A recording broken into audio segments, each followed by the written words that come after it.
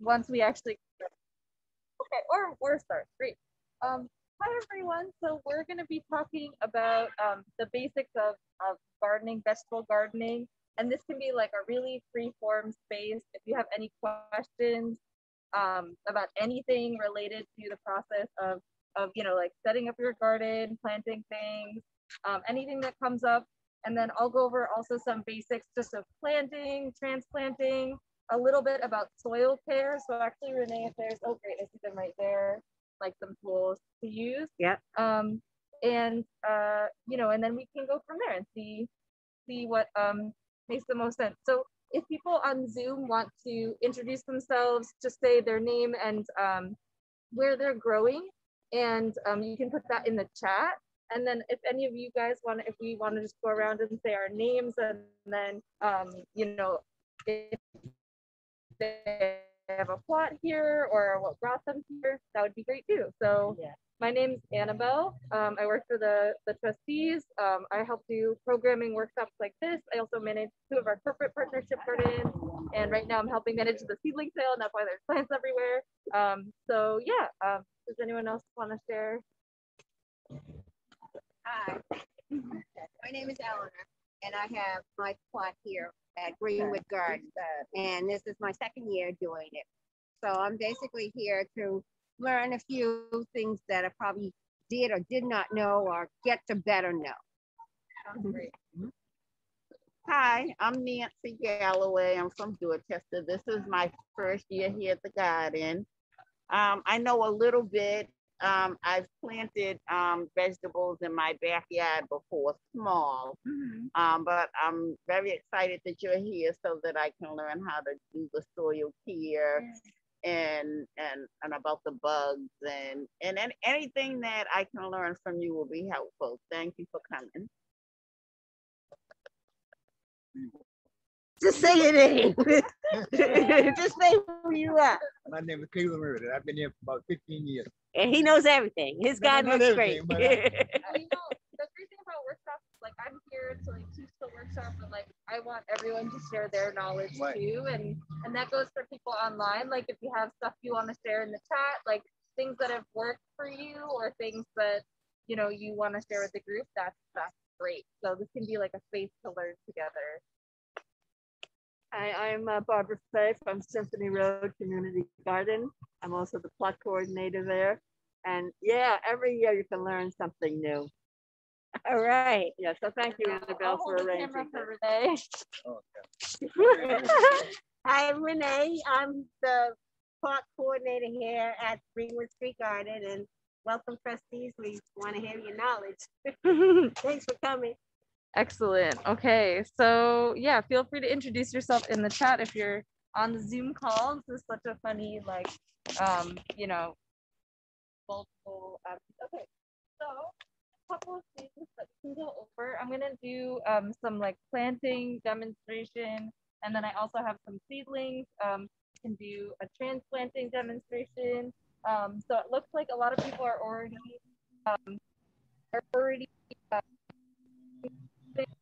so the spring is a really good time to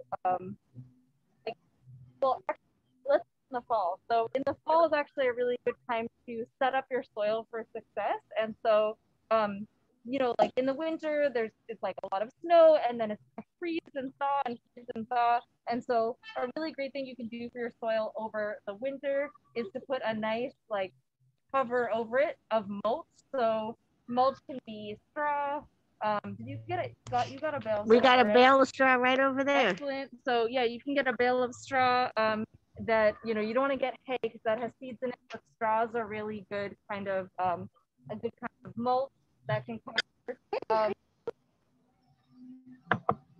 Also, like the ideal mulch should be leaves. Like if you have leaves in your yard and you let those mold, basically if you put those in a like big trash can or a bucket and you let those kind of get a little moldy. I know that seems like counterintuitive, but that allows them to not, just immediately fly away when you put them on your soil. And that's actually the best mulch that you can use because it's like free and it's using, the material that we have right here. And that's one of the best things because it'll also add really good organic matter to your soil as it breaks down. So those are things also like, I mean, Renee, I don't know if you want to show this garden. The plots here are very big. Like this is basically like small scale farms. Yeah.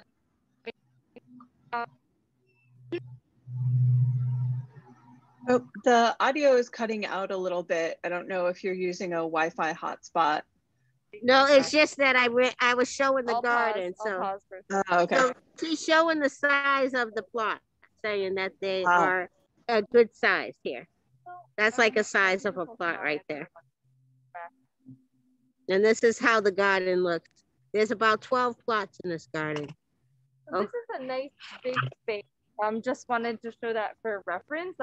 Like if you have a bigger backyard, for instance, or some plot in a garden that's larger, you might want to think in the fall about cover cropping, which is a way that you basically plant. There's like peas or oats or rye. That is a little harder to turn in unless you have like a tiller or something. And that protects your soil over the winter. Basically, all these plants grow and they create a nice covering. So what does straw do? So straw, like the leaves and actually like the cover crop is like alive and it's in your soil, but they're all basically creating like protection for the soil. And they hold in moisture. They make the temperature. So if it's freezing and thawing, like over the winter, it is less likely to, really like over the winter. And I mean, but that being said, straw, we are like selling straw or seeding straw in the spring. It's a great thing to have in the spring as well. It's really good for, you have less weeds, ideally. But really the better benefit, sometimes weeds will grow in through the straw, like less weeds, but the real benefit of it is that it holds in moisture. So you don't have to water as often. And in general, it's just good to protect your soil and have it as covered as possible. And Annabelle, are you going to talk about raised beds? And in particular, there's a question about metal raised beds. Sure, absolutely. I will that's a really good thing to bring up too. And there is even a raised bed here, so we can talk about that as well. So the straw is not something that you want to turn in. That's a really good segue to like answer a question in general. The best thing for your soil, which is like sort of hard to like, it's hard to actually do in practice sometimes, but the best thing is to till your soil as little as possible. That's actually in the long run going to keep your soil as healthy as possible. And actually, like if you really commit to it, have as little weeds as possible. And that's very also for the raised beds. So it's a little harder not to till in a container because you're like very much disrupting the soil, like to get new soil every year and stuff like that. But if you have in ground, ideally you're not tilling. Maybe you I think you guys tilled when you first opened this garden, just to like open up the soil. But if you're trying to like y'all have like new soil here, the best. Sorry, we have a train going by. Urban gardening at its finest. So there's a question, what do you mean by till? Tilling is like either you have like one of those rototillers that kind of looks like a lawnmower and you're tilling, or tilling can mean if you're in a smaller scale, you have a pitchfork and when you like put it in and you're flipping the soil, you're loosening it up, which is usually what we do when we're planting. Like you see in the spring, all the soil is really loose and that makes a lot of sense, but actually there's like a whole living world in the soil. And when we till it, like all those networks, like the worms and the little bugs and all of the decomposers, and there's like fungus, fungal mycelium, like all of these like amazing living things that are helping our plants. And when you disrupt the soil, you're disrupting that. It has to keep rebuilding itself. And actually, a lot of the energy that grows our plants is in the soil. And when you till it, it all goes into it all essentially goes into the air, like all the carbon gets released. And then you lose that. So when you till up the soil, initially it's like really productive, but then it loses all of its energy really fast. So what about the plant?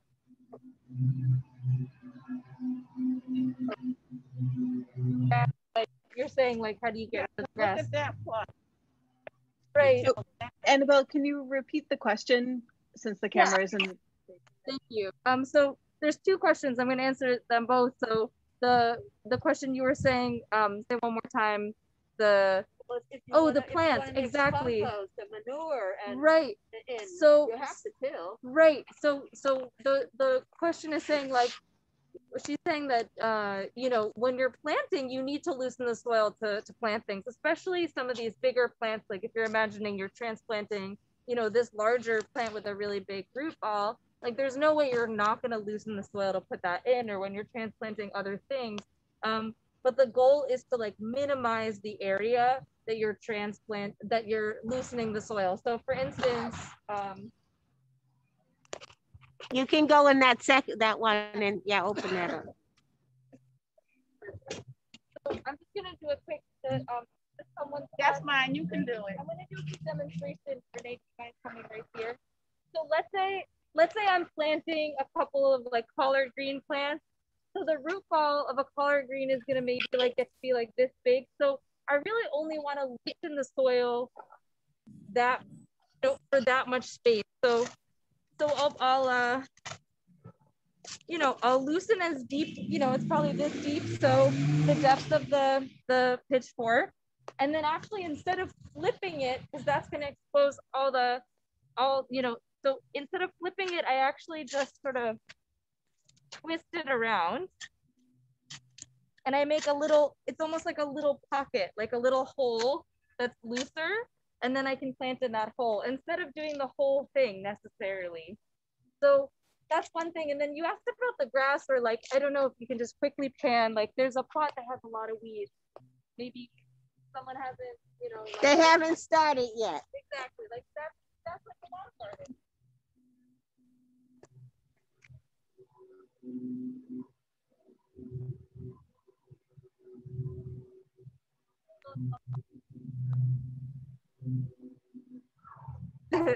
So for instance, you have this very weeded part of your garden. Maybe it's like you didn't garden it last year, or like, the spring's gotten ahead of you, have a ton of weeds. So you are going to need to like pull those weeds out.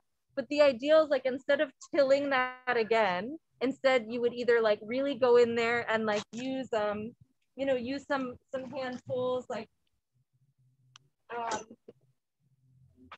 this is a really great tool. I call it a hula hoe. I don't know if people have a different word for it.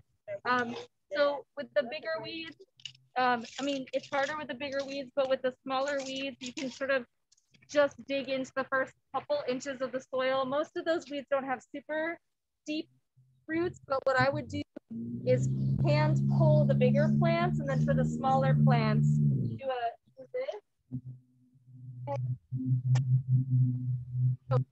Are disrupting the soil, of course, but you're doing it as little as possible. Another thing that you can do if you have a little more time is you can put like a big tarp down, or even like big trash bags, and you can let the weeds die that way. Like put rocks on top, or cardboard is great. Like we did here. Oh, cool. Oh, that's really cool. Amazing. So, and then you put mulch on top. Yeah. So, and if you do that with cardboard, the cardboard will actually decompose. And the cardboard's actually like can be a mulch because it's made out of, just like organic material. So I will always like hoard, like if you get a big thing. Like we got one right here. We got this. Yeah, and then put rocks on top. Oh yeah, so you're collecting cardboard too. So when you get a big piece of cardboard, not only is that good, you could do that in the early spring. Like if you have a big garden like that with lots of weeds, you can put a ton of cardboard down, and then you can put soil or something on top, or mulch on top to let it sort of smother the plant. So and then cardboard's also great. So I want to say one last thing about, because a lot of people say, but I need to till because my soil is so compacted. Like when I try to dig into it, it's like rock hard. And actually, the less you till, the more the actual structure of the soil is going to stay in place, and the more it's going to actually be fluffy. So like I've worked in this garden like 2-3 years ago, the soil was super compacted. actually what I did was I made mounds, which I feel like some of these gardens have little mounds, and you have really clear walkways. So if you have it in ground, you would dig walkways. Hi. Hello. Hey, Sharon. And that's a great way to avoid compacting your soil, because then you're always walking in a certain place versus like always stepping on where you're going to be planting and pushing the soil down. But the less you interfere and dig up your soil and till it, the more it's going to be fluffy after. So after years of only 2 to 3 years, it didn't take that long, digging my pathways, always walking in the same place, using mulch like straw and not tilling that much. Like this year, when I went into plant, I didn't even have to loosen my soil that much. It was so soft and not compacted. So I think that's a great thing. And for raised beds, you definitely can benefit from using mulch as well. Raised beds, it's harder to sometimes it's not as living a system as in ground, but I have had especially those slightly larger raised beds, they can really be alive, and you can have the same approach. If you want to quickly show your raised bed over here. We have a raised bed over here, and it has strawberries. Quite deep and quite big. If you have a raised bed like this, you can definitely take care of your soil in the same way. So I wouldn't totally loosen the soil every year. I would once again only loosen where I need to, and only remove the roots that I need to. You can leave some, plants in the ground a little longer. That's true in ground as well. When you have all your roots from last year, you can leave them in. It depends. Some plants can hold diseases, so you want to think you don't want to leave tomatoes in because they have a lot of diseases, or squash, they have a lot of diseases. You don't want to leave that in the soil over the winter, but some plants it's How about collard greens? I feel really torn about that because collard greens, kale, all those cabbage family, it's so sad to pull them out. You have to completely make a mess to pull them out because the roots are so big, but they can be a home for aphids over the winter, and so you might have worse pests the next spring. However, if you don't have a big aphid problem, it might be worth leaving them in at least over. So what I have done is sometimes I leave them in over the winter, and then I let them break down a little bit, and then in the early spring I pull them out. So that way it's holding the soil together, sort of protecting it over the winter, but then in the spring I do pull them out, because it's it's really hard to plant around them, and then you don't want them to be a host site for aphids, and I put it outside of the garden. I try to sort of move it in a different yard waste or whatever. So that's a little bit about soil. For containers, we definitely have programming specifically about container gardening, but you're gonna have to be adding more soil every year. And so there is a little bit of mixing that needs to happen, but I think generally that mentality of I'm trying to disrupt the soil as little as possible and let it do its own thing is the best approach. Even in a container? Yeah, honestly, it's hard. It's harder to actually do that effectively, because if you think I dug that little hole, that's the entire size of the container. So it's it's maybe not possible, but if you can try to think that way, and definitely for a bigger raised bed like this. And then I see you have a nice pile of compost. That's something that all of our gardens get every year. So it's kind of consensus that everyone wants it. Compost is the best thing that you can add to your garden in terms of adding organic matter, whether it's a raised bed or an in-ground garden. Compost is such a nice thing. It's going to be more effective than fertilizer because it has so many different nutrients and organic matter. Make sure you're muted if you're not asking a question, or and so that's a really nice thing to add a layer of either in the fall or the spring. It's we do it in the spring, and that's going to offer a lot of nutrients to your plants. Yeah. So how do we know what's in the compost? That's a great question. So we get our compost from Landscape Express, and that's part of why it takes so long is we do they do extensive soil testing to make sure that they're, it's a good balance of stuff and there's no toxic thing, like lead or something like that in the compost. And so that's usually what takes so long, is we're making sure that it's like it's up to code and whatever. Usually if you're getting compost like from a hardware store, like you can feel pretty confident that that's good. Yeah, that was a question in the chat just now. Getting compost from a Where hardware can you buy good compost? That's a great question. So yeah, like Landscape Express in Boston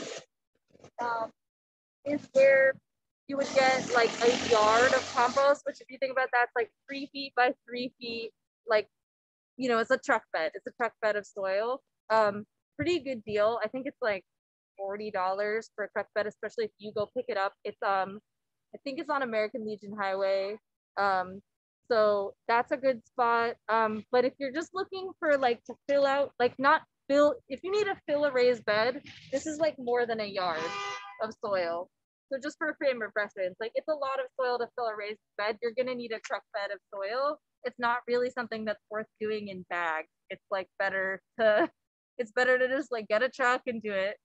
Or if you have like big crates, but even then it's just like, it's better if you know someone who can like help you out. Or there's some places that offer delivery. There's like Black Earth Compost, and then generally just like reach out to landscaping stores. If you live like further outside of the city, there's probably like agriculture, landscaping spots that will do it. But those are the two like closer to the city that I'm thinking of. And then if you're just doing containers or like topping off your raised bed, like maybe, or topping off like a smaller garden space. I mean, for all of y'all's gardens, like you need a lot of compost. It's not, like little farms.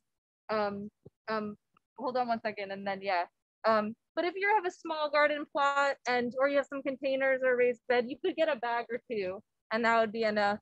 And you can get those at most hardware stores. Coast of Maine is a really popular compost brand that's like a good quality compost. Home Depot. Yeah, Norfolk Hardware is right around here, and they definitely have compost. I always would rather go there. Just like nice local business. And you had a question. Yeah, question about compost. If you got like a plot around the sky, and like, do I apply it around where I'm going to plant? Do I mix it in when I'm digging? That's a great question. Yeah, so the question is like, especially if you have this like bigger plot, but I think this could apply to any size, where do you add the compost? Let's say you have like limited compost and a lot of space to add it, like where's the best place to prioritize it? I usually think if you're gonna fill the space with plants eventually, like the most efficient way to do it is to essentially just like dress it with an inch of compost, like do a top layer of compost. I actually like, if you're digging pathways, like for this size garden, I would say if you have a big enough garden that you can't, like when you're planting, like can't reach, like let's say you have like an 8-foot by 8-foot garden, like I wouldn't be able to like reach to plant or harvest. So if you have a garden that size, you want to dig like, I like to dig trenches to be pathways. And those, then you always walk on them. You could even put cardboard down so that there's no weeds there, or you could put burlap bags down. And so once you have your pathways, then you could actually just, put the compost layer not where the pathways are, put the compost layer where you're planting. Or if you have even smaller amounts of compost and you really need to be efficient about it, then yeah, like it might actually make sense to just put it right where you're planting each plant. And prioritize like tomatoes, eggplant, squash, and corn. Those plants like need so much energy to get really big and really productive. And so those are the plants that need the most compost, because So more than one during the season. Well, compost is something probably you only do once during the season, but then later on the season, that's a good transition. You might want to add fertilizer. So fertilizer is something you can put in the hole right when you're transplanting. You can either have like Pro Grow, the sort of mineral like fertilizer, like the one that looks like little pieces, little powder, or definitely fish emulsion. It doesn't smell great, but fish emulsion is an amazing fertilizer because it's not just, it has like all these it has like a really great balance of minerals and nutrients that you need. And you can like pour that on top actually of your plants, and the leaves will take it in as well. You definitely want to dilute it though. And we have a question about fish emulsion. Yeah. We have raccoons. Do you think they will be drawn to the fish emulsion? I don't know, are they? Yeah. Yeah. Yeah. So that's a really good point. That's a good point. So maybe you avoid the fish emulsion for the. I'm trying to think if we've had pest problems associated with that, but that's a really good consideration. I actually don't know the answer to that, but I think that maybe you want to stick with the more like powdered fertilizer. The powdered fertilizer is a nitrogen based, but it usually has like numbers like 531 or 543, and that's nitrogen, phosphorus, potassium, and those are like the three main nutrients that your plants need, but they also need a lot of other things. But if you want a lot of fruit production, then nitrogen makes leaves grow. But if you want, like, you have a lot of tomatoes or a lot of eggplants and not just a lot of greens like of the plant, then you actually want more phosphorus. And that's what's great about compost. It has a ton of phosphorus. Actually, some of these gardens probably have a lot of, if you like over the years just add compost every year, there's probably like a lot of phosphorus because people always added compost, but it really is effective. So yeah, that's great about fertilizer. So that's something you might do a couple times of the year. That definitely is something helpful when you're transplanting, to put a little in the hole, or if you have a liquid-based fertilizer, maybe not fish emulsion, maybe a different option. I think if it's diluted, it probably won't attract that much attention, but that's definitely something, like, you're right, that's something to be, those are things that you'd rather have like slightly less nutrients for your plants and then have the raccoons eating everything. So so that's a lot about soil. Yeah. So getting back to the first question right here. So if I plant my seedling, okay, let's just say it's a tomato. Right. Dig my little hole. Right. I'm not killing. Dig my little hole. Drop my seedling in it. Okay. And then build the compost around after I planted it, or do I put the compost in the soil before I put the That's a good question. So basically the question was, like, if you're planting and you have some compost and you're loosening the soil, should you put the compost around the plant after you planted it, or should the compost be in the hole? So I'm imagining like there's a layer of compost on top. So when you're sort of digging the hole to begin with, it's sort of like getting into the hole, but it's also around it. So I don't know, unless you have a very limited amount of compost, it's not like a high nutrient density enough that it would be like you put it in the hole. But I guess what you could do is like mix it into the hole. But I'm assuming if you have enough compost that you just like have a layer on top of your soil. And so when you're digging, it's sort of getting incorporated. One thing, I don't know a good source for it, but if you have aged manure, like cow or horse manure, I feel like there's lots of sources for fresh manure, but not aged manure. But if someone has like a bag of that, that's the kind of thing I would actually put in the hole, because that's even higher nitrogen, really nutrient rich. It's sort of kind of like compost, but it's just like, more focused energy. So that's a really good option, and that's something I would actually put in the hole. But the compost, I think it's okay, but sort of like mixed around and like sort of a part of the wider picture. On top of, as a sort of layer on top, and maybe you're mixing a little bit more into the hole as you're planting. So so that's a lot about soil, which honestly is really like the core of planting anything. So it's important.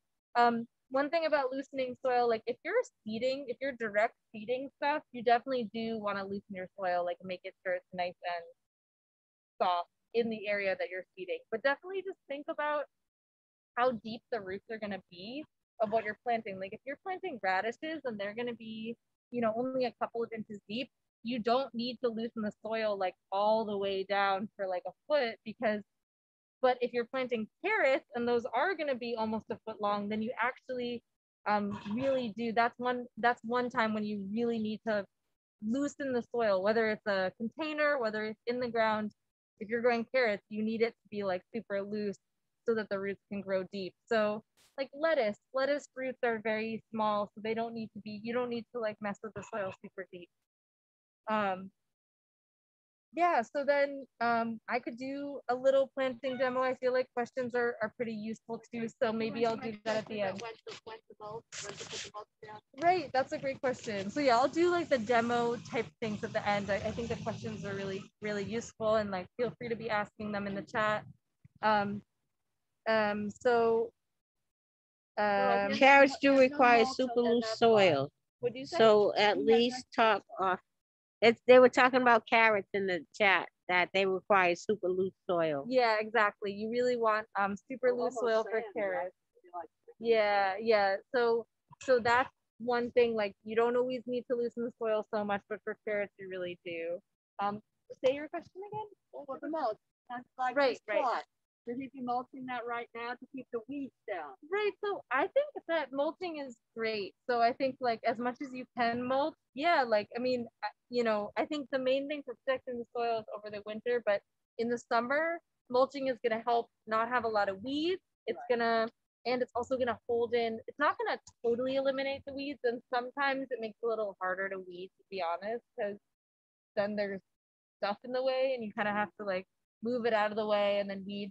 But it can, if you get a ton of straw, like you probably need 2 bales or 3 bales to thickly mulch this area. Usually a bale of straw can thickly mulch a 10 by 10 plot, a 10-foot by 10-foot plot. But if you want to thickly mulch it, you might have a little more. One thing about the straw is it's not perfect because it will have some seed in it, and so there will be some grass that grows from the straw. So it protects against weeds, but it will bring a couple more weeds. But usually those aren't so intimidating weeds, and so it's still usually worth it. But some straw is better or worse than others, kind of thing.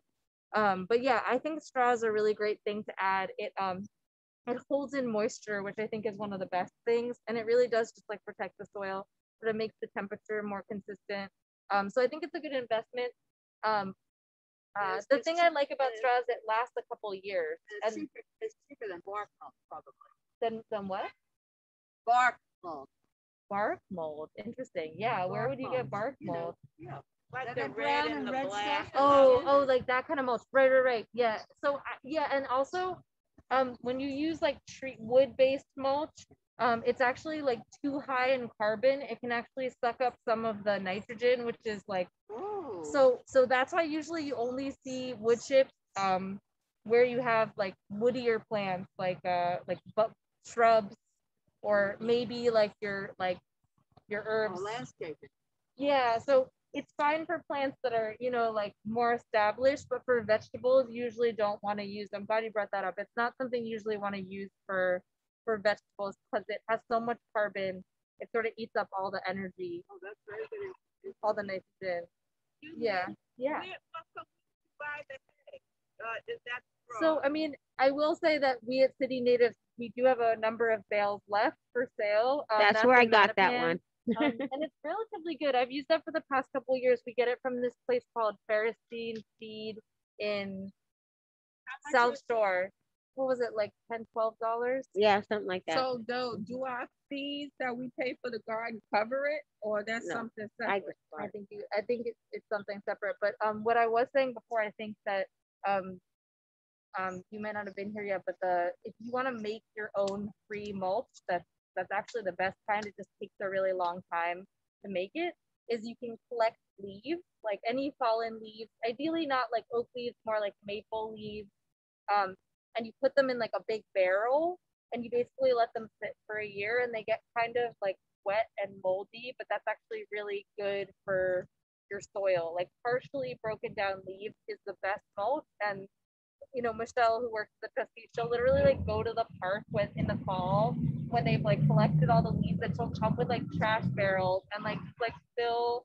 We do have like a dream of having a leaf mold. Like we'd love to, you know, offer or sell that to our gardeners. It's actually just the best thing. But straw is a pretty good option. So yeah, we sell that. I don't know maybe like Allendale or something sells it. There's probably other garden centers.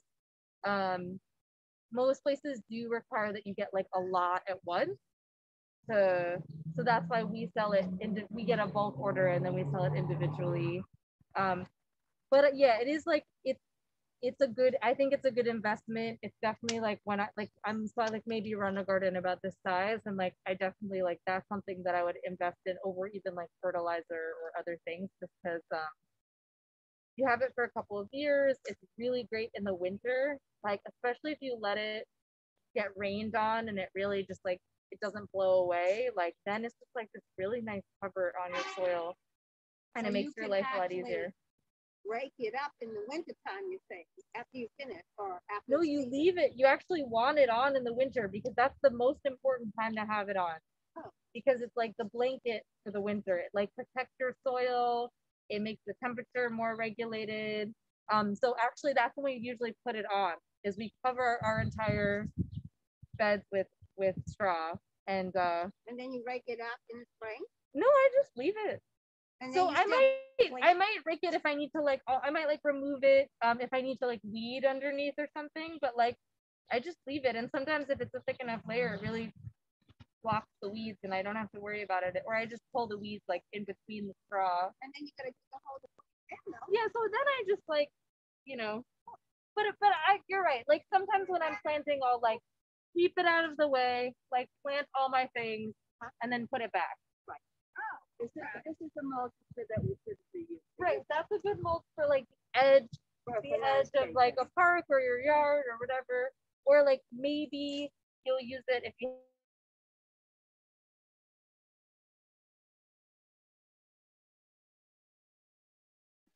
Oh, did we lose cell service over at Trustees? It looks like you're just on the edge of. Hello? Yeah. Annabelle, we lost you for a minute there. It looks like you're just on the edge of a bad cell area.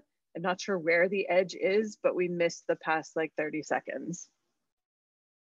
Okay, well, I'm using Wi-Fi. Maybe. Oh, now it's showing much better. Okay, I just I'm gonna put this. Actually, Renee, why don't you put this in your pocket because it's the Wi-Fi. Okay. Yes, awesome. Thank you. Yeah. So, straw. Yeah. So you might like move it out of the way while you're planting and then put it back. But yeah, you can leave it on the whole season long. I mean, some people do use. I will say, like, if you don't want to get straw, you can get like fabric. There's different kinds of landscape fabric that you can get, and then you punch holes in it. And that's more of like a permanent, thing that you lay down, and that like blocks all the weeds out. But then you don't get that idea of like the organic matter. The thing about the straw, which is nice, you like slowly breaks down, or the leaf mold is even better because it breaks down and it's like this really great thing for your soil. So, but I did work for an urban farmer, Syed, I don't know, like Nubia, if anyone's heard of it, in Dorchester, and he like grows and basically plots like this over the city, and he has like a lot of different things going on, and so he doesn't have time to be weeding, and so he will actually cover his plots in landscape fabric and then like cut little holes out to plant his plants, and he just always like, but it's harder, like if he has to add compost, only does it, he has to like remove the whole thing, add compost, put it back down. But I mean, like, it is an option that I did want to share that too. I know I will say like this workshop is definitely geared towards like larger in-ground gardening because that's the space that we are in right now. We definitely have other workshops that are like small scale gardening, container gardening. So definitely check those out. We have a bunch of recordings on YouTube that you guys can all look at as resources. But it is nice to like talk about these slightly larger in-ground spaces and how you think about that. So fertilizer, soil, planting, I guess harvesting. But I will do a little planting demo.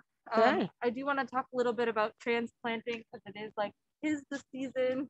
But does anyone have any last questions sort of like about soil care, mulching, that kind of thing? I just want to go back. And Oh, Well, hold on. do we have a You guys- chat?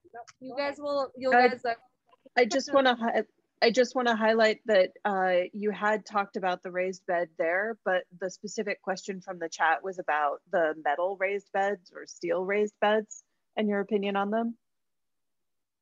oh, right. Yeah, I've seen a couple of those. And I honestly, to be perfectly honest, I don't like, I've never worked with a metal raised bed. It seems kind of cool. Mine arrived next week, so I'm super excited, but I haven't worked with them yet. I know some YouTubers who've had them for more than 12 years and they haven't rusted out, but I don't have any personal experience either. Yeah. So yeah, I feel like it's more of a investment initially because you have to get those materials and they're a little harder like DIY than wood would be. But if you do, I mean, like you're saying, like they're not gonna, because wood raised beds, the wood is gonna rot eventually. Like it's just a sort of, if you get nice wood, if you get like spruce or cedar, it's gonna last longer, but eventually the wood's gonna rot. It's getting wet every day, it's outside. So excuse me.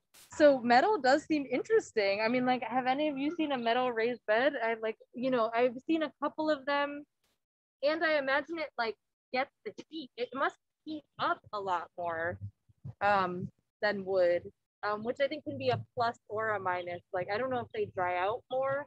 But yeah, I'm very curious to hear more. I actually am not that familiar with metal raised beds. I've done a lot of the wooden raised beds, and they are fairly simple to construct. You can just get like, you know, 2 by 10 planks by, you know, whatever size you want.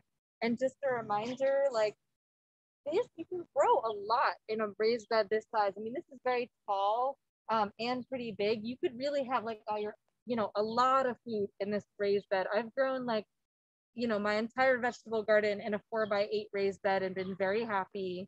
And I had it on my cement, you know, like I used to live on Galvin Boulevard, which was like, you know, had its pluses and its minuses, but we had this big, you know, cement backyard, and we put raised beds on it, and the heat of the cement like heated up the raised bed, and I felt like I actually had an extended growing season. So they're amazing, and it's great if you're not sure about the quality of your soil and you don't want to grow on ground. But just remember, like, everyone gets so excited, they build this huge thing, and then they're like, oh shoot, I need to fill it with soil, and they don't think about, where am I going to get this raised bed? Probably is like, I don't know, if you think about it, what is it like? It looks like a 4 by 8 or a 3 by 8 by I don't know. 2. So like, yeah, that's just like a lot of it's a lot of soil. So if like a yard is like 9 where, you know, cubic feet or whatever, what is it? I'm sorry, 3 by 3 by 3. You basically have to do the math of like, if a 1 foot by 1 foot by 1 foot square of soil, and then you think about 3 feet wide, 8 feet long, like 24 feet times 2 feet high, that's 40 square feet, you know, like 40 cubic feet of soil.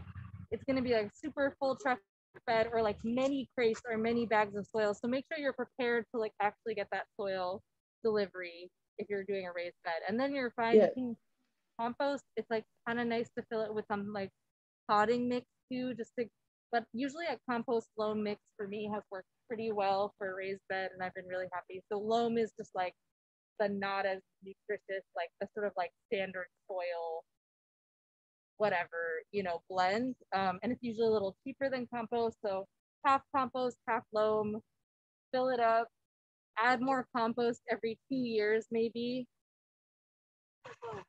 Loam is just sort of like the standard dirt. Like usually it's like a sand, like, you know, it's like, yeah, soil. It's like, has like, Dirt is what a vacuum cleaner picks up.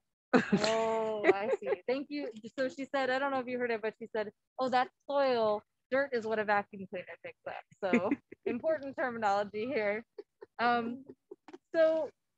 Yeah, so I'm gonna just talk a little bit about seedlings, and we're so lucky Renee just did some like major shopping, and we didn't get her a collard green, so we're gonna get those soon.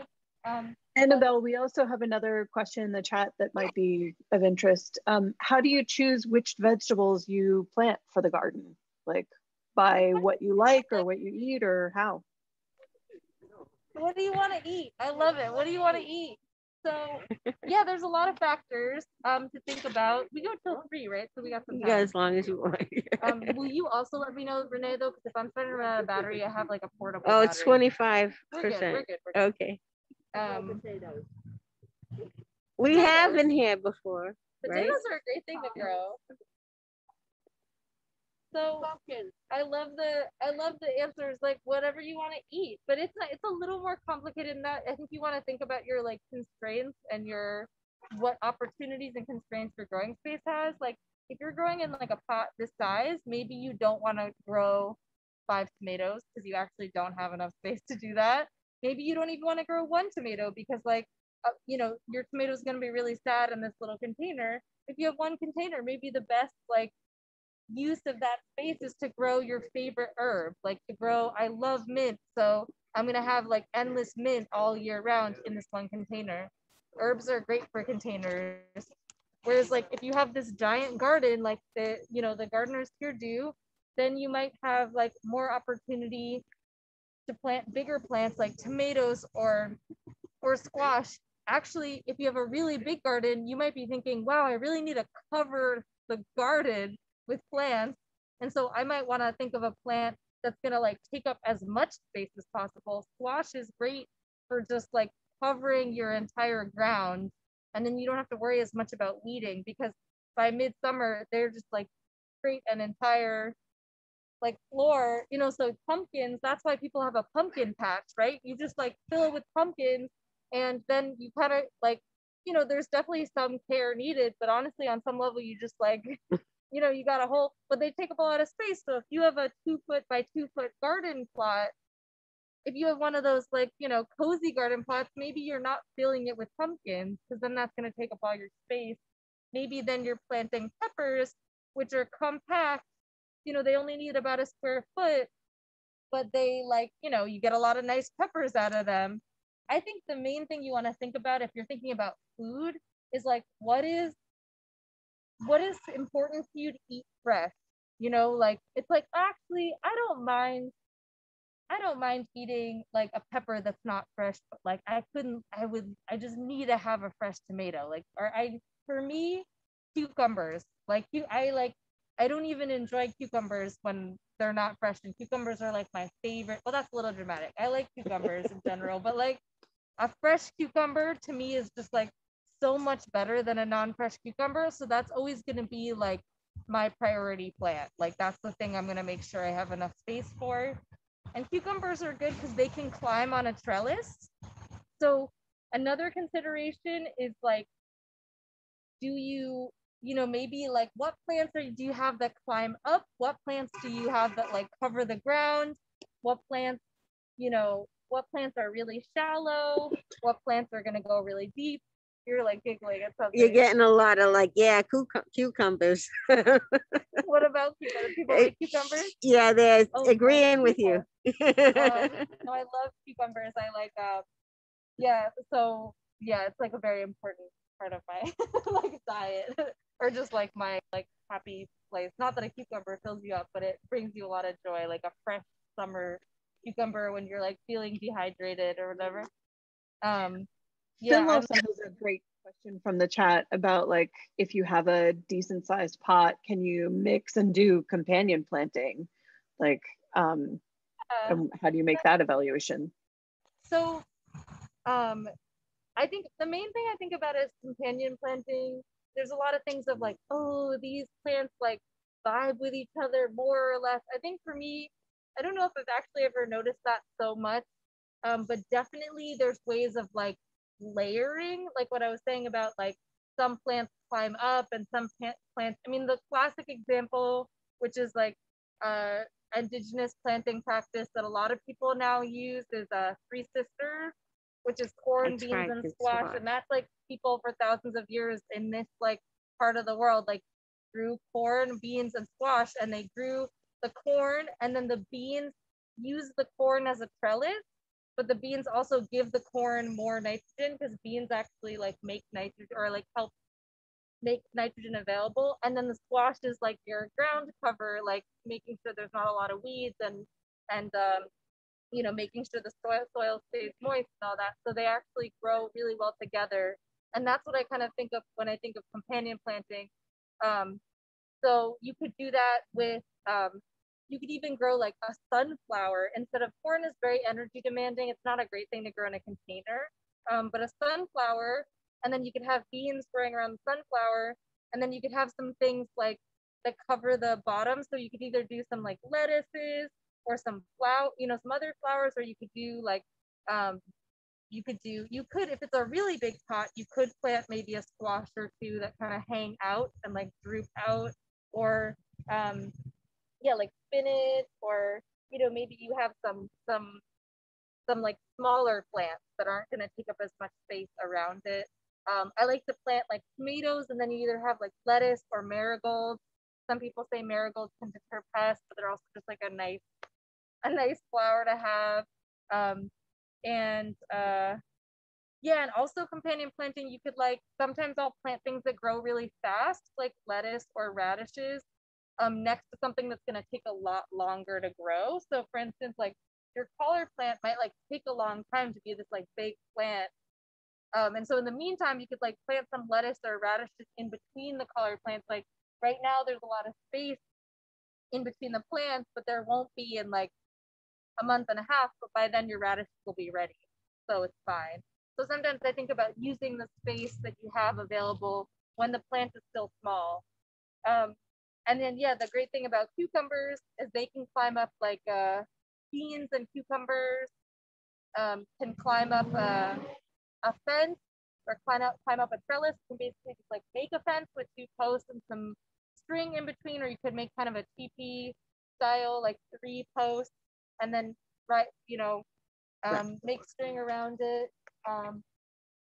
And I like to make bigger, like really big trellises, because like with and this is true for tomatoes as well. Cucumbers and tomatoes, especially indeterminate tomatoes, will just keep growing. The taller you give them, the more they'll grow. So if you can get a 12-foot stake, they will grow that high, And I'm really inspired for cucumbers, especially, but if you're like into growing gourds or something like that, we have like a number of gardens where there's a significant number of like East Asian, specifically Chinese gardeners, and they like consistently have like brought this practice of making these incredible trellises. I don't know if you've ever seen them. They look like little houses, like they're like structures, but the main premise is that there's like several posts, and then there's a roof.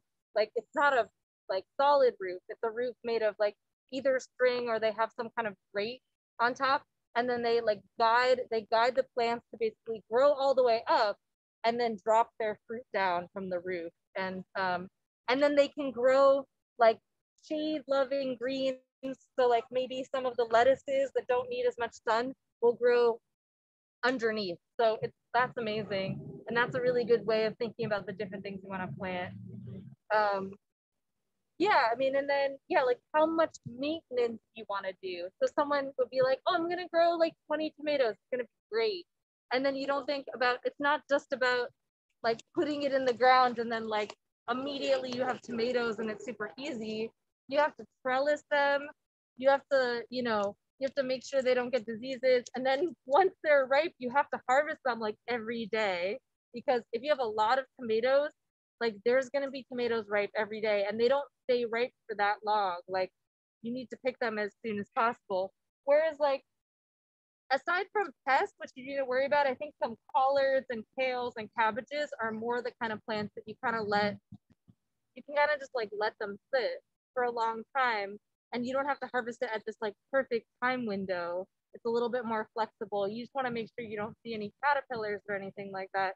But other than that, the harvest is not as like energy demanding. It's like you can just like let them kind of, and like the same thing like with the pumpkin patch. It's like a thing where you just like let it go. That being said, if you're growing summer squash, I feel like a classic thing is people also plant like too many summer zucchinis. And then there's this like story where everyone at like in mid-July, like everyone has too many zucchinis and they don't know what to do with it, and they're like trying to give it to all their friends. So you want to make sure that you actually want to eat the amount of stuff that you're planting. Actually, that's true about cucumbers too. Like 1 cucumber plant, you gotta pick, and they get big super fast. Like it'll be like this big one day, and then like the next day it's like this big, and then like, do you want a cucumber that big? Not really. And like you get the squash. I don't know if you remember from Quincy. We'd always have the squash are like, and he's like, what do I do with this? So yeah, so sometimes less is more, especially with harvesting, like tomatoes, squash, cucumbers. There's very short windows of time when the plant is ready to harvest. And so you want to make sure you're going to be around. Like you're not like, going to visit grandma that week and then like suddenly your squash are like the size of like your children. And yeah, but yeah, exactly. And it's such a, that is true. When you go away, like someone takes care of your garden and then they get free vegetables. It's a good deal. Yeah, so but that is the thing, like how much squash do you really want? Um and so summer squash is a lot more like energy demanding in the middle of the summer to harvest it, whereas like winter squash, like a butternut, it's just gonna sit there and ripen most of the summer. You're not gonna do much. So maybe it's nice to have a balance of both of those. Like I plant like 1 zucchini and like 2 winter squashes. And then I get some really nice winter squash at the end of the year. Peppers are another thing that's actually pretty like stable. Like a pepper can sit on a pepper and eggplant, they can sit on the vine for a while and be fine. But then lettuce and other greens are ones that also have a short window of time to harvest. Like a lettuce head's going to be ready, and then in a week it's going to start getting bitter. So that's the kind of thing you want to make sure you're like ready to go with your lettuces. But on the flip side, you harvest it and then it's gone. So you might want, like some people actually plant lettuce in rounds, like you reseed it to keep coming. Otherwise you could also just like plant some in the spring and some in the fall. They actually like the cool weather a little bit better. Onions are a nice thing that just like sit in the ground forever, and then once it's big enough you take it like that. Are those onions or chives? Yeah, I don't know what those are, but look at them. They do look like onions actually. Yeah, so those have sat. I have sometimes in the Quincy garden from last year. I'm like, well, they weren't very big last year, so I just leave them, and now they get bigger. It's great. They don't mind the winter as much. Yeah, what else would you choose? I mean, a lot of people love basil. I think that's a really nice thing to grow. Fairly simple. And the nice thing about basil is if you like harvest it right, you can have the same plant all year long. Herbs are a great thing. And then the flowers, like, I mean, you want to grow things to eat, but you also want to grow things to feed bees and other pollinators. And so, you can think about which flowers are the most beautiful, or do you like cut flowers? Do you like having a vase of flowers like in your house, or do you want to leave them outside and have the bees like, maybe you have a balance of both. Like native wildflowers are like the best things for all the native pollinators, and they're often really beautiful. And also the great thing about native plants is like they usually do really well because they're really used to it here. Like they don't need as much coddling. For instance, like in that raised bed, it's full of strawberries, right? Yeah. And those are pretty low maintenance because those are a pretty native plant that's pretty accustomed to living here. They don't mind the winter.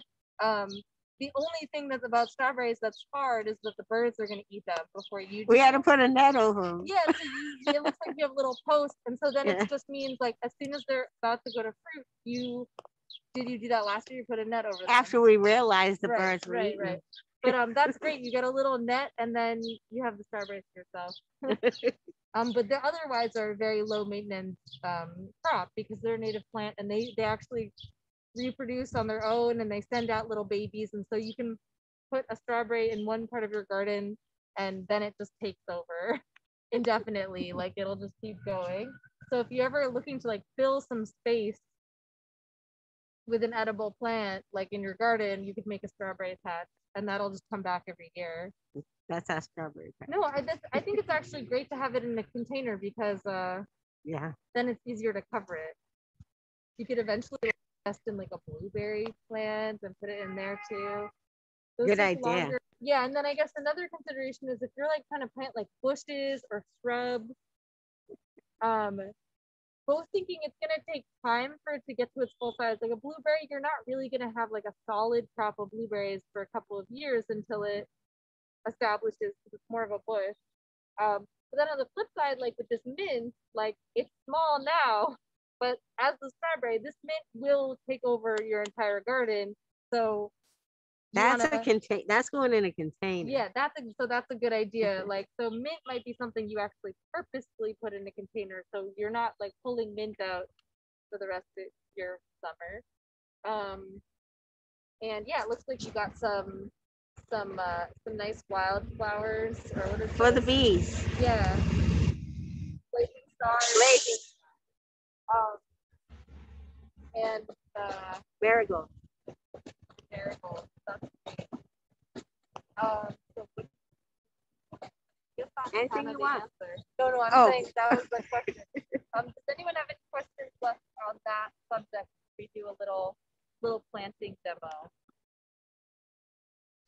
We were just talking in the chat about pest, like dealing with rats and whatnot, and I was talking about my ridiculous rat methods. And there's also a question about, is it too early to plant summer crops like sunflowers, tomatoes, and cucumbers right now? That's a great question. I will say, Crystal, I'd love you to share with our like IRL people your rat. Oh, right. Okay. So really, really briefly, Somerville has lots of rats. So there are three main things that I do to try to deal with them. One is that rats eat with their feet and they hate spicy food. And so I sprinkle cayenne pepper after every time it rains. They have to walk on the cayenne, and then they try to eat anything in my garden and they think it tastes terrible. Two, I did buy some of those electronic like noise makers that we can't hear, and I plugged them into the wall nearest my containers that I grow in. I have no idea if they're helping, but they make me feel better. And three, and this is a real conversation piece for my neighbors, I bought, I want to say 30 fake plastic tomatoes and 30 fake plastic lemons. And I hung them up on my trellises next to my tomatoes so they would smell like my tomato plants. And so hopefully all of the rats and squirrels and everyone learned that things that look bright and colorful and tasty are not actually food in my garden. And I think something is working here, because last year I had 75 tomato plants and I lost a total of 2 tomatoes. The year before I had 15 tomato plants and I lost at least 2 tomatoes per plant. Well, that's great. That cayenne idea, I really like that. Yeah, I definitely have had bad rat when I was working with Nubia and all those plots. There was a tomato plot that we had in Eggleston Square, and there was so many rats. Like it was just, and then it was basically like, you know, full of big tomato plants, eggplants, and they all had like little rat bite marks on them, and that was awful. And so then eventually, like on that note of spiciness, this isn't a good option if like you just have your one garden, but in Syed's case, he had multiple plots, so he was like, this is gonna be where I grow hot peppers, because they're not gonna eat the hot peppers. And then he didn't have problems with rats anymore, but that meant he couldn't grow any tomatoes there. So you know, like, but I like the idea of using the hot pepper on the soil. That's great. I mean, rabbits are also a problem. They will eat like all of your greens. You know, honestly, one of the only ways to really protect against rabbits is to like have a fence and to fence them out. I don't know if you guys have rabbit problems. You have a pretty solid fence here. Yeah. Which is really nice. Then if you have to deal with Rats and raccoons. Yeah, raccoons. Interesting. They must be very meticulous in the way that, what's the raccoon? There's a family of them that live around here somewhere. And do they eat stuff? I think they've come in here. I don't know what they eat. They didn't eat anything. They just. Yeah, they'd rather have trash. I had a raccoon like living on like under my roof for a while. So weird. It would like come hang hang out and sit on our porch and be like, hi. So yeah, like building a fence, if you have a raised bed, it's really useful for building a fence, protect against rabbits. You can build a little chicken wire fence with some posts. Or you can do that in ground. That's the way to protect against those pests. And then I guess we had a question about how to deal with deer related to pests, and then I want to make sure we don't lose the question of, is it too early to plant some of the summer crops like sunflowers, tomatoes, and cucumbers? So deer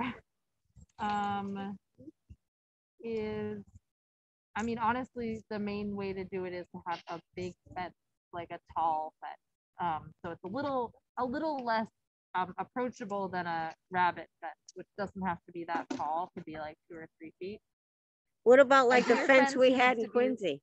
Yeah, that was supposedly a deer fence, except Quincy is like a marsh, and so it Yeah. keeps like falling into the ground. It's a problem. Like we have to. It is like Because the posts are just like sinking because it's on a marsh. It's essentially a garden built on a marsh, which is sort of strange. It was great in the drought. Like it didn't dry out ever. no. But yeah, the fence doesn't actually. We might need to pour concrete to get the fence to stay. We need to figure that out. But yeah, usually like a fence that's like, I mean, the fence you have here, like a fence that's 4 or 5 feet tall will do it. On farms, they have electric fences. It's just easier. You don't want to construct like a whole fence. But if it's a smaller area, the answer is really to have like a 5-foot fence they can't get over. I don't think they're usually like that aggressive. Like it's a pretty structurally sound fence. But deer fence is like on farms is just like wires. It's not actually like a whole wall. And it's electric. So they don't bother. Ideally, but they still do. But yeah, usually if you have a pretty small area, you can just build a taller fence. And then yeah, I mean the thing about pests is like I don't think we can really like get into that. We will probably have like a more in-depth pest workshop at some point. But the main thing about pests is you should make sure that you're like noticing. If you're in a garden, you're not in this like huge farm, you don't really need, my opinion is you don't really need pesticide of any kind. It's like, it's small enough that you can actually scout your pests and then learn how to manually remove them, or learn how to, if you can kill their eggs before they start eating anything, that's ideal. There's like netting you can use, and there's, some barriers. There's a couple of things that you can spray. We kind of caution against neem oil. A lot of people like neem oil, but it actually also kills beneficials. So you want to be sparing about when you use even these like organic pesticides. If you don't have to, it's better. You can, like, if you notice like aphids, actually soapy water is a very effective way of killing some pests, not all. And then yeah, just like with the more beetle like pests, usually I just try to like figure out, it takes a couple years, like you noticed a beetle and then you're like, I'm gonna look that up, I'm gonna figure out what it's called, I'm gonna figure out what its eggs look like. And then usually in June, that's like when a lot of eggs are laid, you'll start to notice the pests, and then you start looking for the eggs, and then you can just meticulously get rid of the eggs. A lot of pests are caterpillars.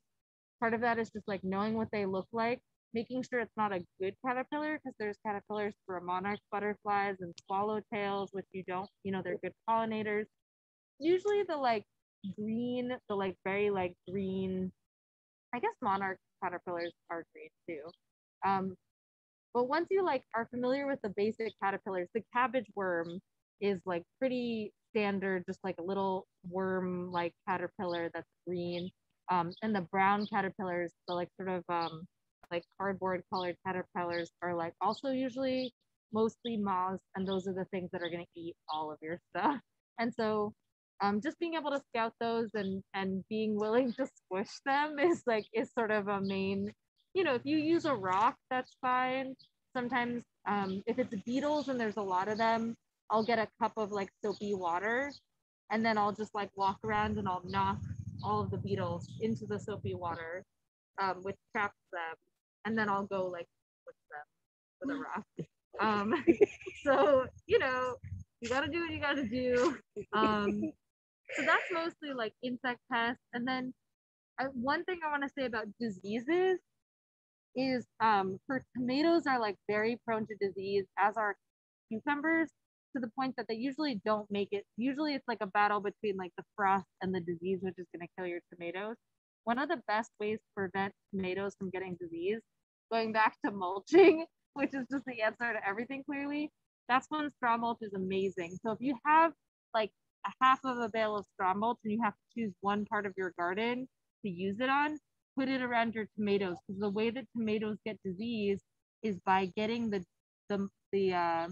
spores from the soil splattered onto their leaves. So when you water, the water, or when it rains, like the water splatters on the soil, and then the soil like there's like drops of soil that jump onto the leaves, and that's how the tomatoes get diseases. So if you heavily mulch around the tomatoes, so when you water it doesn't hit the leaves, you don't want the leaves to get wet.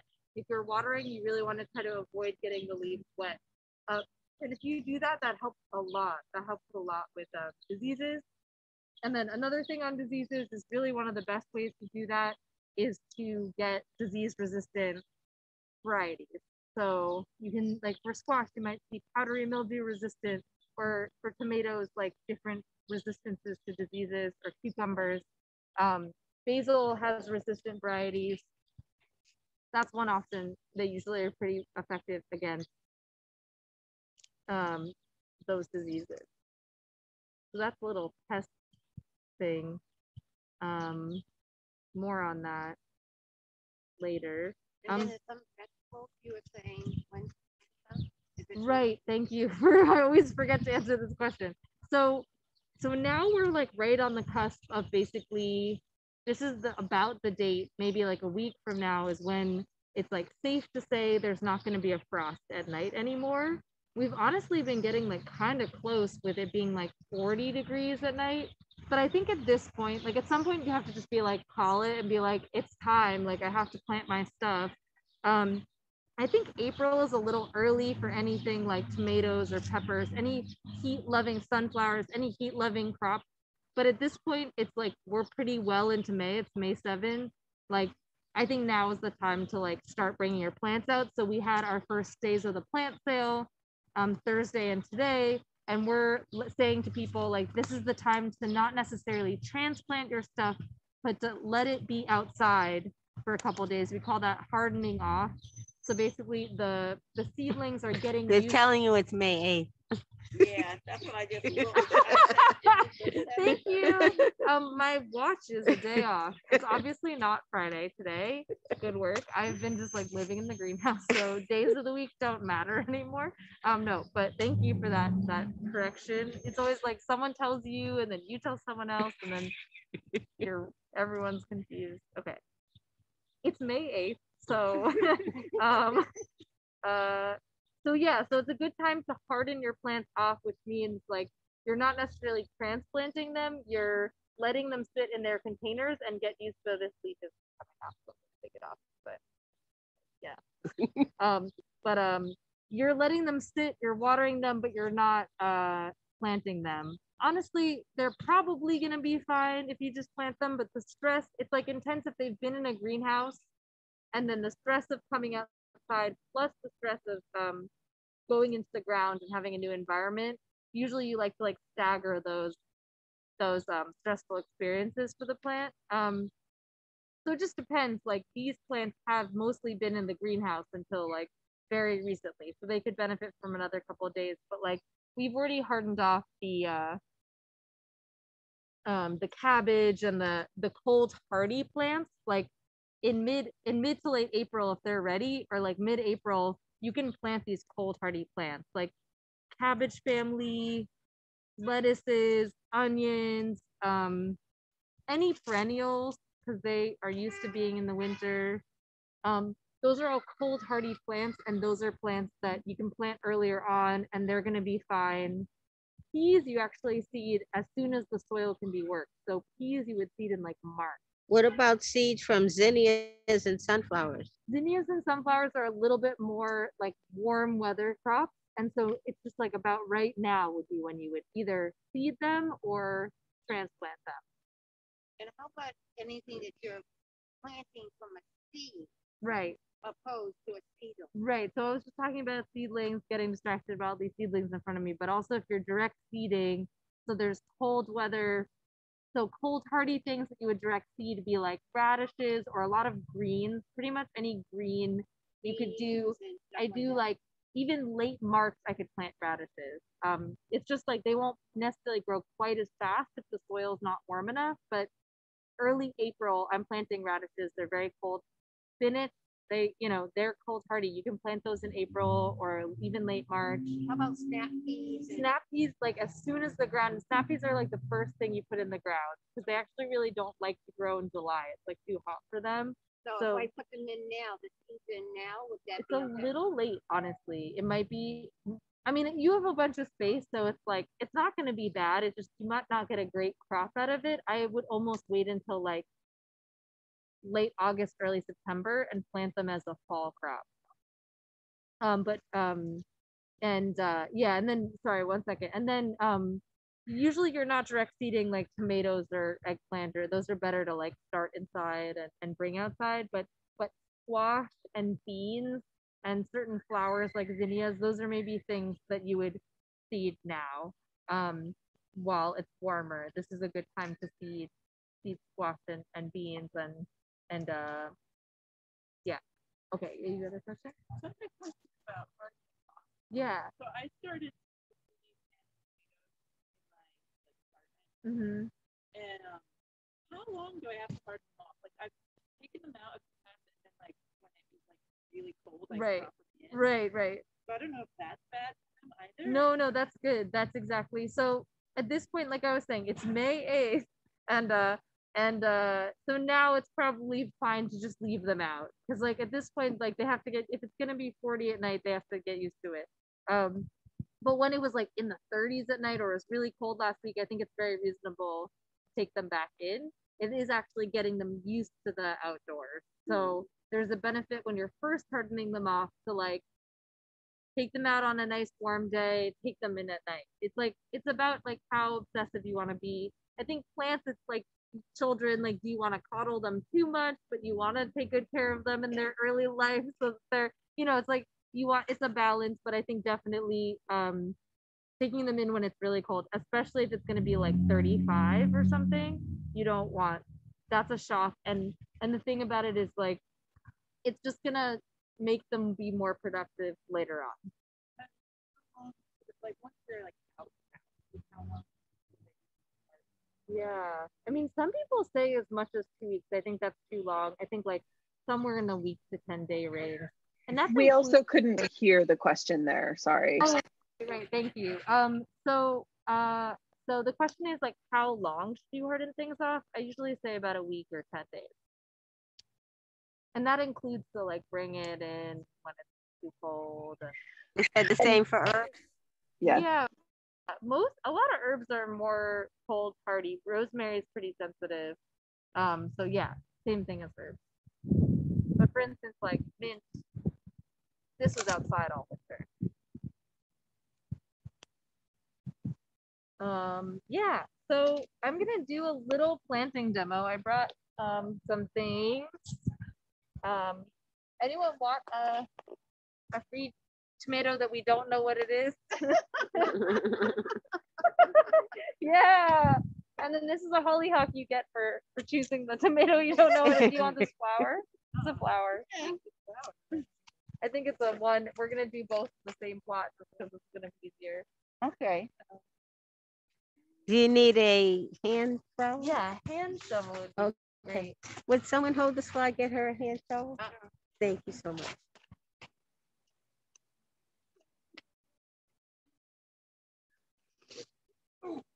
So I'm gonna start. Where do you want this tomato? Oh, great. So I'm gonna. So you have any fertilizer? At the end of the day, So do you mind coming a little closer? Yeah. So like I said before, I'm gonna loosen. So tomatoes, you want to have a pretty deep area that's loose. Your soil's like already pretty loose. So right. So I'm not gonna go crazy because it already is quite loose. But if it was very compacted, you might want to get like a bigger area loosened up. And then this is a fertilizer. Great. So I'm actually gonna just set some soil aside, and you can put a little fertilizer, maybe a little less than that. Yeah. No, that's good. You can keep going. Great. You don't want to do too much fertilizer; it can kind of be overwhelming for the plant. And then this is pretty small, but if you have a very leggy tomato, so it's early in the season, but if you're planting your tomatoes like later on, often, or if you go to a hardware store, the stem might be really long. And the nice thing about tomatoes, you can actually plant them like halfway up their stem so that they will actually grow roots out of the side of their stem. And it's nice for the plant to be not so leggy. So I might do that a little bit. If it's very root bound at the bottom, if like all the roots are kind of gnarled up, you might want to loosen those up a little bit. But in general, when you're taking a plant out of its container, you want to disrupt it as little as possible. You want to be as gentle and keep this part intact as much as possible. So, I mean, if you want to do a little more fertilizer, a little sprinkle. Great. Yeah. So I'll probably mix that up a little bit, the powdered kind, so it's not like so intense. And so I'm going a little deeper than the soil level so that I can bury that, and then I pack it down a bit, and then I would probably water that. In terms of watering, the general rule of thumb is if you stick your finger in the soil and it's damp, like 2 inches down, you don't need to water. But typically the soil, once it gets really warm out, you're going to want to water every day. When it's a little cooler out and it's rained a lot, you don't necessarily need to water every day. But when you're first transplanting things, it's good to water pretty regularly, but you don't want to drown them either. So that's a tomato. And then I wanted to demonstrate a different kind of plant. This is the hollyhock, like little flowers. You have like on the corner. Yeah, I put it on the corner, one of the corners. Okay, so the difference for this, once again, the soil's really loose. This doesn't need fertilizer necessarily. It's not as energy demanding a plant. The difference with this is I don't want to bury the little leaves at the bottom. So I squeeze. So the way to take it out is I'm squeezing the bottom and really, I'm not tugging. I'm just like, I'm barely pulling. So it's nice. This is nice. Like, it's better to not have root bound plants. Like if you wait too long with your transplants, the roots will get really like overgrown, and then the plant will not realize it can like keep growing once you give it more space. So it's actually useful. You don't want to plant it when it's so small, but it's actually useful to plant things when they're a little bit on the smaller side so that the roots are not totally trapped yet. This is like a really ideal, it's like a root ball, but it's not like, it's clearly ready to keep growing. Whereas like sometimes you'll, especially some of those like brassicas, like a, like kale plant or whatever, you'll see like the roots are just like white. It's like all white here. And that's a bad sign because it's like, it's not going to realize it can grow anymore. So that's something that's really important to consider. So here you can see, different than the tomato, I'm actually just like planting it at the surface and making sure that those like little leaves are above the ground. Yeah, so that's transplanting. Maybe I'll like show a little thing. Are you going to show a strawberry now? A strawberry? Yeah, because planting a strawberry is additionally different. We have a strawberries. We got a bin. Where are you gonna plant them? Right there. In there? You have more strawberries for there? I don't think you need it. I mean, I'll demonstrate planting it, but like, you want to plant them in a pot? I mean, I don't know. I got pot. I think you should like, I guess it might be nice to have more strawberries. So, I mean, it's the same thing. really. Well, Yeah. if you get the video closer to the strawberry, you probably want to demonstrate the crown, because I know strawberries are really popular right now and a lot of people want to put them in. Demonstrate, what did you say? Where the crown is. Like, to make sure you're not burying this part, you mean? Yeah, because some people get confused about where the crown is. Okay, I guess what I just like similar to the flower. This one's pretty stuck in here. So you can see the roots are starting to group up. It's still fine though. You just want to, the most important thing with the strawberries, you want to make sure this part is not buried, or it'll like start to rot. That's the crown. I guess so. I'm not sure about that. I mean, but that sounds right. Yes, sorry, that's the crown. Oh, You need a trowel? Will yeah. someone bring us the trowel, please? Can someone bring us the trowel, please? I mean, it's the same concept. I don't know if we necessarily need to do it. You can decide where you're gonna bring Yeah, it. it's gonna go in there. Anyway. Okay. Great. There is some like Thank good you. strawberry shaped spaces.